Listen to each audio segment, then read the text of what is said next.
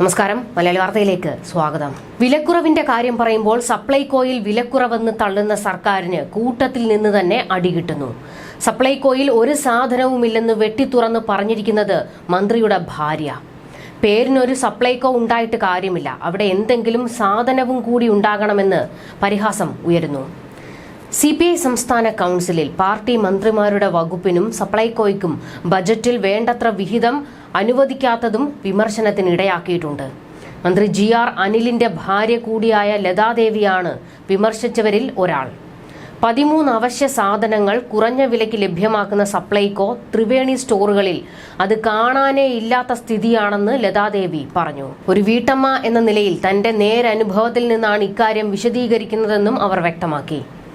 കേന്ദ്ര സർക്കാരിന്റെ ഭാരത് അരി നൽകി രാഷ്ട്രീയം കളിക്കാൻ അവസരമൊരുക്കിയത് കുറഞ്ഞ നിരക്കിൽ നൽകുന്ന അരി ഇല്ലാത്ത സ്ഥിതി വന്നതുകൊണ്ടാണെന്നായിരുന്നു മറ്റൊരു വിമർശനം. BJPക്ക് അവസരം ഉണ്ടാക്കി കൊടുക്കുന്നത് CPM ആണെന്ന് വിമർശനം വരുന്നു. സപ്ലൈകോയിൽ സാധനങ്ങളില്ലാത്തത് വലിയ ദുരിതമാണ്. വിലക്കുറവിന്റെ കാര്യം പറയുമ്പോൾ സപ്ലൈകോയിലേക്ക് വിരൽ ചൂണ്ടും സർക്കാർ. എന്നാൽ സപ്ലൈകോയിലെ സ്ഥിതിയോ പരമദയനീയവും. വിലക്കയറ്റത്തിൽ പൊറുതിമുട്ടിയ ജനങ്ങൾ വലിയ പ്രതിഷേധം ഉയർത്തുന്നുണ്ട്. ഈ സാഹചര്യത്തിലാണ് മന്ത്രിയുടെ ഭാര്യയും സർക്കാരിനെ വിമർശിച്ചത്. ബജറ്റ് അവതരണത്തിന് മുൻപ് തന്നെ തന്റെ കയ്യിൽ മാന്ത്രിക വടിയൊന്നുമില്ലെന്ന് ധനമന്ത്രി KN ബാലഗോപാൽ വെട്ടിത്തുറന്നു പറഞ്ഞിരുന്നു. ഉള്ളതെല്ലാം കൂട്ടി വീണ്ടും ജനങ്ങളുടെ ചുമലിൽ വലിയ ഭാരം കൊണ്ടുവച്ചിട്ടുണ്ട്. പിണറായിക്ക് സംസ്ഥാനത്തെ കാര്യങ്ങൾ ഒന്നും നോക്കാൻ നേരമില്ല. മകളുടെ കേസിന്റെ പിന്നാലെ ഓട്ടമാണ്. ബജറ്റിൽ പ്രതീക്ഷയ്ക്ക് വകയുള്ളതൊന്നും ഉണ്ടായിരുന്നില്ല. കേന്ദ്ര ബജറ്റും കണക്ക് തന്നെയായിരുന്നു.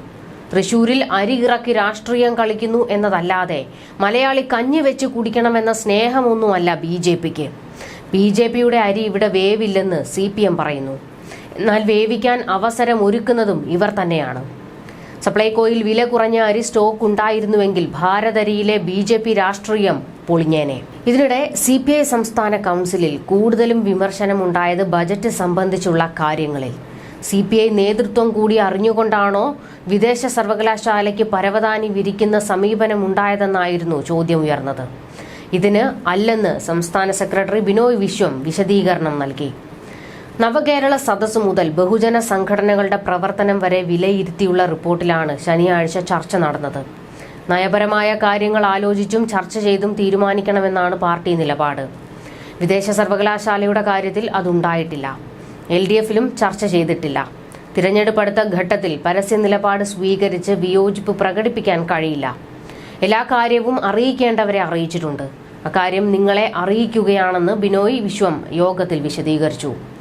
യോഗത്തിലുണ്ടായ ചർച്ചകളുടെ വിവരങ്ങൾ പോലും മാധ്യമങ്ങൾക്ക് ലഭിക്കുന്ന സ്ഥിതി ഉണ്ടാകരുതെന്ന മുന്നറിയിപ്പും അദ്ദേഹം നൽകിയിരുന്നു. ക്ഷേമ പെൻഷൻ കുടിശ്ശിക തീർത്ത് വിതരണം ചെയ്യാതെ തിരഞ്ഞെടുപ്പിലേക്ക് പോകുന്നത് തിരിച്ചടിയാകുമെന്ന് നേതാക്കൾ ചൂണ്ടിക്കാട്ടുന്നു. പെൻഷൻ മുടങ്ങിയത് സാധാരണക്കാരിൽ വലിയ പ്രശ്നമാണ് ഉണ്ടാക്കുന്നത്.